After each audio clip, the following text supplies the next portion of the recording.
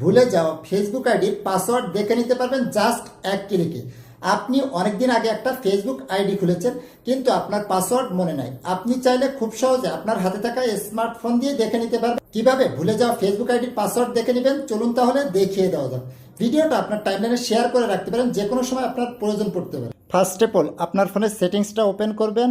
এখান থেকে একটু স্ক্রল ডাউন করে নিচে আসবেন, আসলে পেয়ে যাবেন গুগল, এর উপরে ট্যাপ করবেন। এখানে পেয়ে যাবেন অল সার্ভিস, এর উপরে ট্যাপ করবেন। এখান থেকে একটু স্ক্রল ডাউন করে নিচে আসবেন, আসলে পেয়ে যাবেন অটো ফিল উইথ গুগল, এর উপরে ট্যাপ করবেন। পরে এখানে পেয়ে যাবেন গুগল পাসওয়ার্ড ম্যানেজার, এর উপরে ট্যাপ করবেন। এখানে পেয়ে যাবেন ফেসবুক, এই ফেসবুকের উপরে ট্যাপ করবেন। ট্যাপ করার পরে এখানে আপনি যে নাম্বার বা জিমেল দিয়ে ফেসবুক আইডি খুলেছেন সেটা দেখাবে।